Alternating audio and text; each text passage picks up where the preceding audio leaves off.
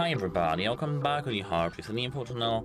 Today I do have the iPhone 17 Pro and I'm going to tell you how to see the blocked numbers on your iPhone 17 Pro.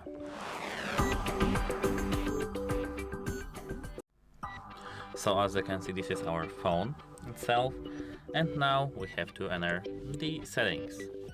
Here, straight from the settings, we have to scroll down to the applications over here, and now we have to navigate to the letter P.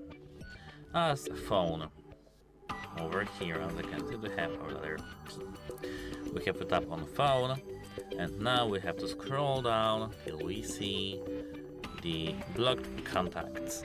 If you tap that, you can see every single contact that you have blocked. But how to see the blocked numbers, you may ask? Tap on each contact, and here you have the mobile number.